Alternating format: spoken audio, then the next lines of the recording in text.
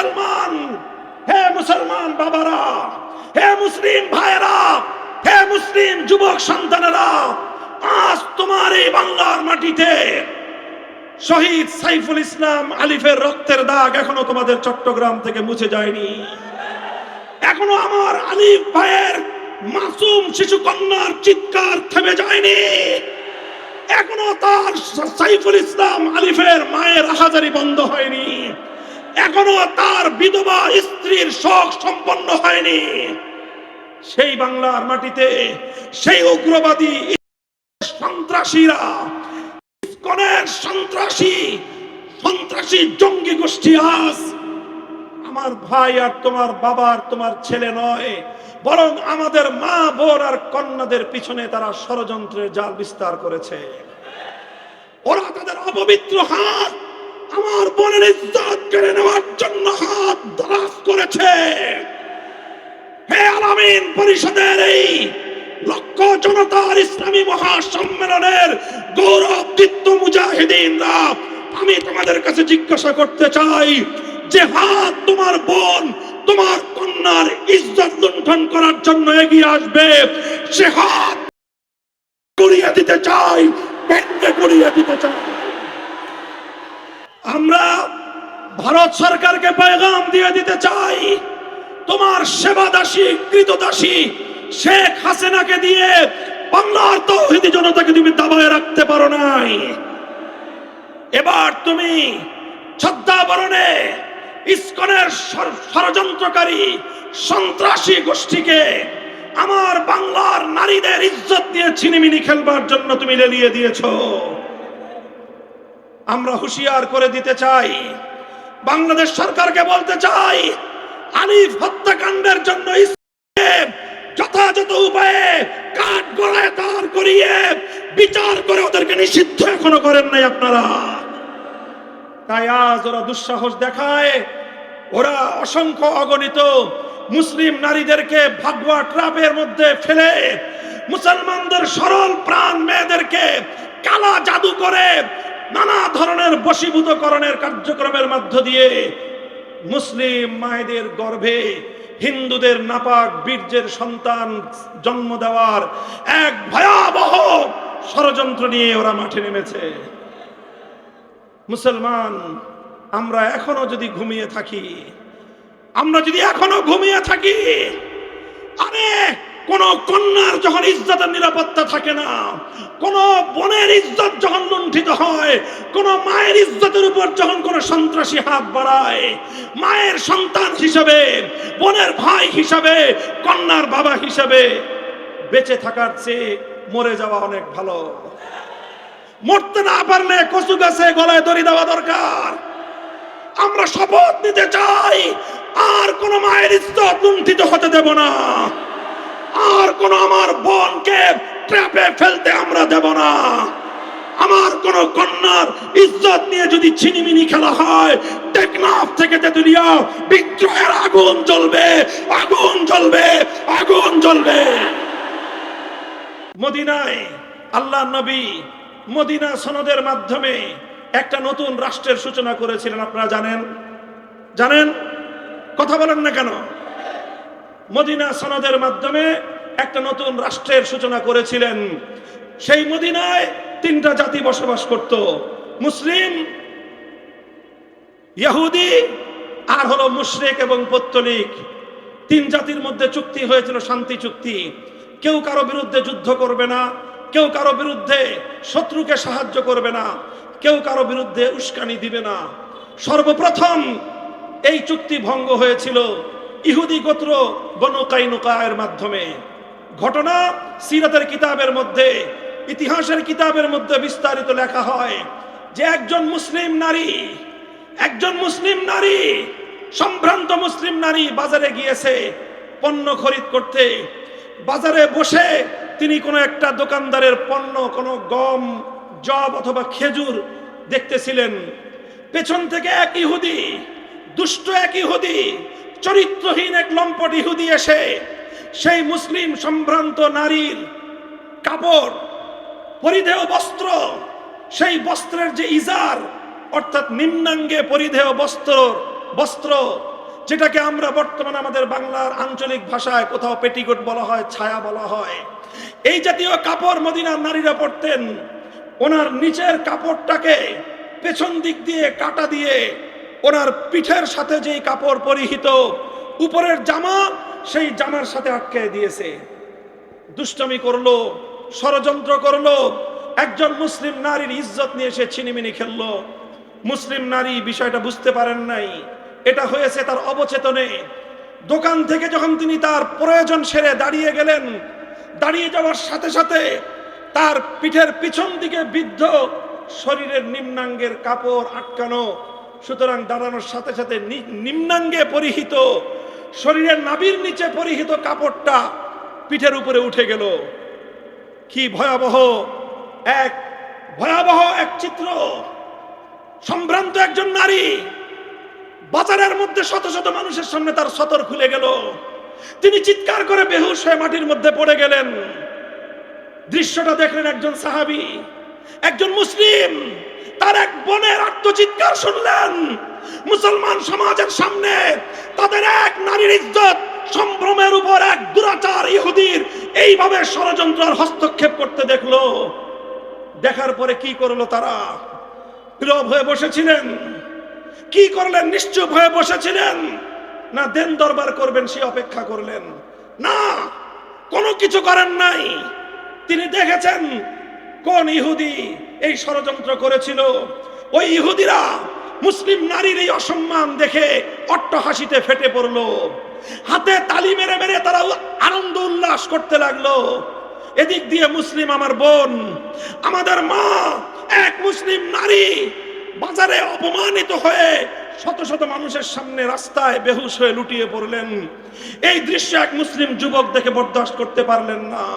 তার কোষবদ্ধ তরবারি কোষ থেকে মুক্ত করে সেই দুরাচার ইহুদির গর্দানের উপরে এক আঘাত করে দেহ থেকে তার কল্লা আলাদা করে দিলেন। মুসলমান নারীর ইজ্জত নিয়ে ছিনিমিনি খেলবে যে কুলাঙ্গার, আল্লাহর জমিনে বেঁচে থাকবার কোন অধিকার তার নাই, কোন অধিকার তার নাই। এই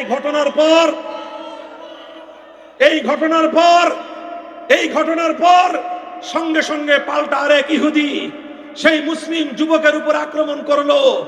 আক্রমণ চালিয়ে সেই মুসলমানকে শহীদ করে দিল।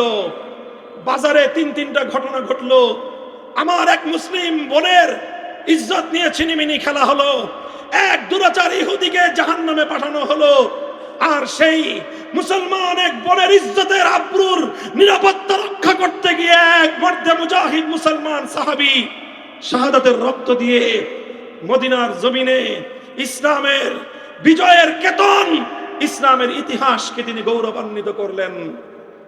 এরপরের ইতিহাস, দুই গোত্রের মধ্যে একটা যুদ্ধ ভাব ছড়িয়ে পড়লো, লড়াই ভাব। তখন নেতৃস্থানীয় ব্যক্তিবর্গ শান্ত করলেন, শান্ত করে বললেন যে নবীজি আছে, বিচার হবে নবীর দরবারে।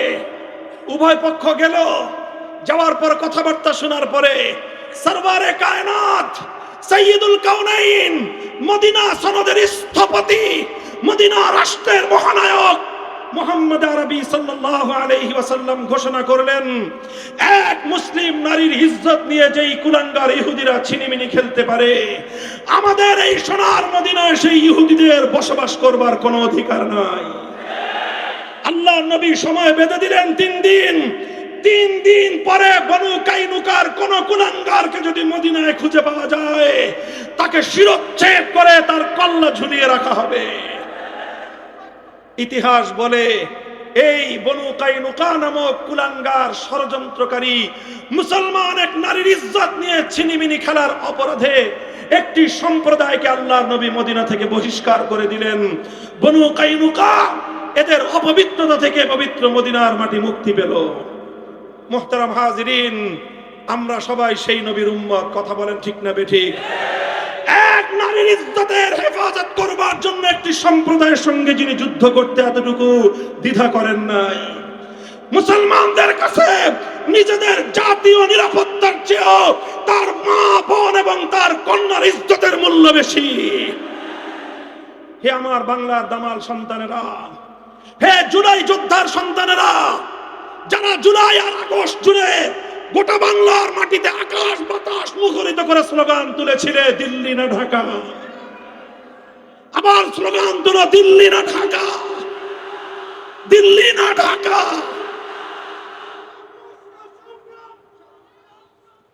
মুহতারাম হাজিরিন, আজ আমরা বলতে চাই, হে মুসলমান, হে মুসলমান বাবারা, হে মুসলিম ভাইরা, হে মুসলিম যুবক সন্তানেরা, আজ তোমার এই বাংলার মাটিতে শহীদ সাইফুল ইসলাম আলিফের রক্তের দাগ এখনো তোমাদের চট্টগ্রাম থেকে মুছে যায়নি। এখনো আমার আলিফ ভাইয়ের মাসুম শিশু কন্যার চিৎকার থেমে যায়নি। এখনো তার সাইফুল ইসলাম আলিফের মায়ের আহাজারি বন্ধ হয়নি। এখনো তার বিধবা স্ত্রীর শোক সম্পন্ন হয়নি। সেই বাংলার মাটিতে সেই উগ্রবাদী ইসকনের সন্ত্রাসীরা, ইসকনের সন্ত্রাসী জঙ্গি গোষ্ঠী আজ আমার ভাই আর তোমার বাবার, তোমার ছেলে নয়, বরং আমাদের মা বোন আর কন্যাদের পিছনে তারা ষড়যন্ত্রের জাল বিস্তার করেছে। ওরা তাদের অপবিত্র হাত আমার বোনের ইজ্জত কেড়ে নেওয়ার জন্য হাত দারাজ করেছে। হে আলামিন পরিষদের এই লক্ষ জনতার ইসলামী মহাসম্মেলনের গৌরবদীপ্ত মুজাহিদিনরা, আমি তোমাদের কাছে জিজ্ঞাসা করতে চাই, যে হাত তোমার বোন, তোমার কন্যার ইজ্জত লুণ্ঠন করার জন্য এগিয়ে আসবে, সে হাত আমরা ভেঙে গুড়িয়ে দিতে চাই, ভেঙে গুড়িয়ে দিতে চাই।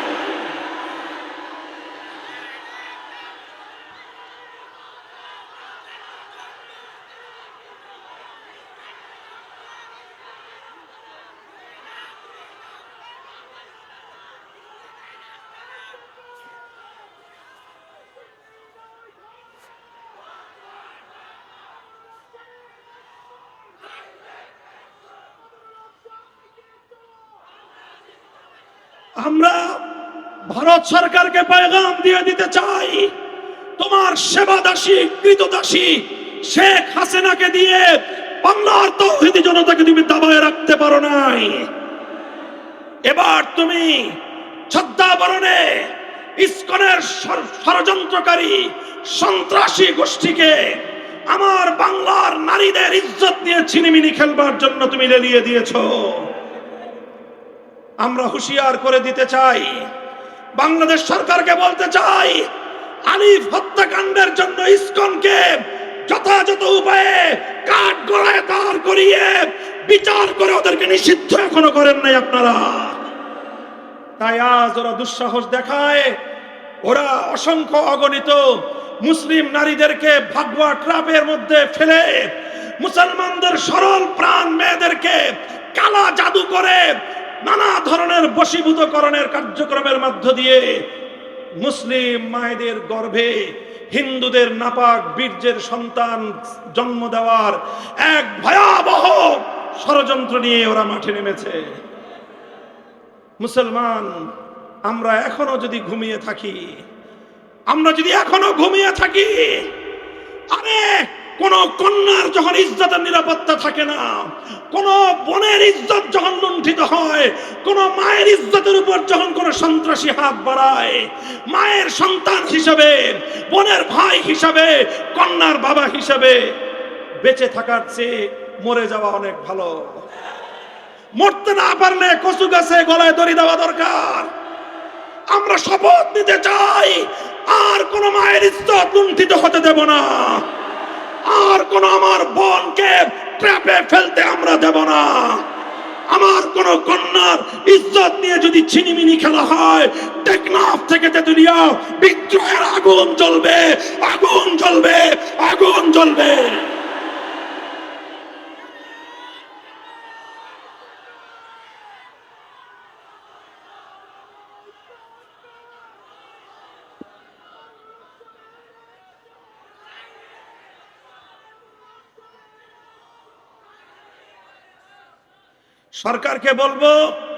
সরকারকে বলবো আমাদের সাথে আর পাঞ্জা লড়তে আইসেন না। আমরা ক্ষমতার দাবিদার না, ক্ষমতার লালায়িত না। আমরা চাই আমাদের পূর্বপুরুষদের ঘাম অশ্রু আর রক্তের বিনিময়ে কেনা এই স্বাধীন মাটিতে ইসলামের পতাকা সমুদ্দিন করতে। রাজনৈতিক পক্ষগুলোকে বলবো, শেখ হাসিনা তাওহীদের জোয়ারে ভেসে গেছে।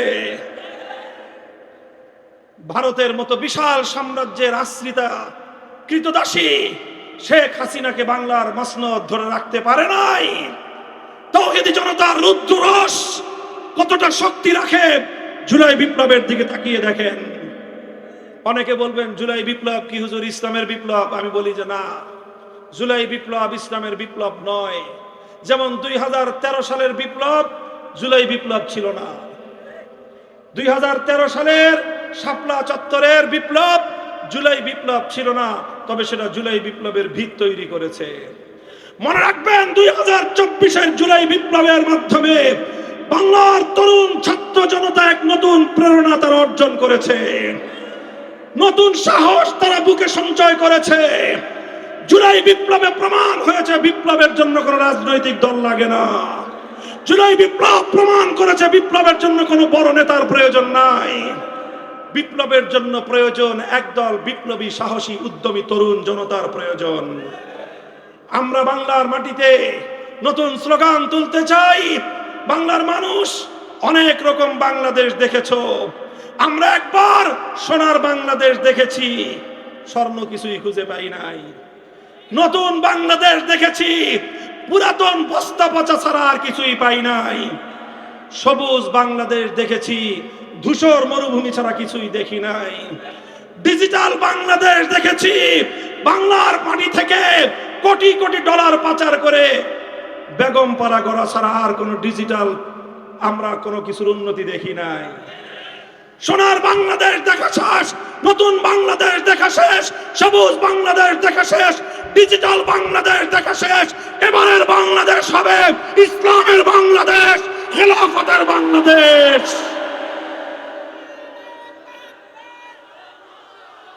এই প্রস্তুত আছো?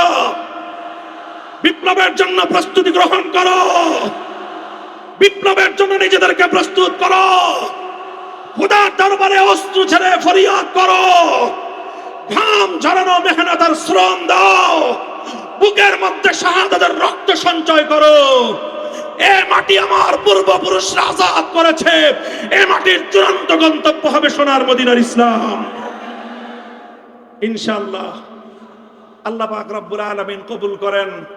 আমাদের পূর্বপুরুষদের কবরগুলোকে আল্লাহ পাক জান্নাতের নিয়ামতের দ্বারা, রহমতের বৃষ্টি দ্বারা সিঞ্চিত করুন। আমাদের বর্তমান আমির হেফাজত হাটহাজারীর হযরত আল্লামা কুরাইশি হাফিজাহুল্লাহ সহ আমাদের এই আকাবিরিনদের ছায়া আল্লাহ পাক আমাদের মাথার উপর দীর্ঘায়িত করুন। নাসরুম মিনাল্লাহি ওয়া ফাতহুন করিব। তোমাদের ভাইয়ের জন্য দোয়া করবা, তোমাদের এই ভাই যেন ইসলামের পথে ইখলাসের সাথে আকাবিরিনদের নকশে কদমে থাকতে পারে।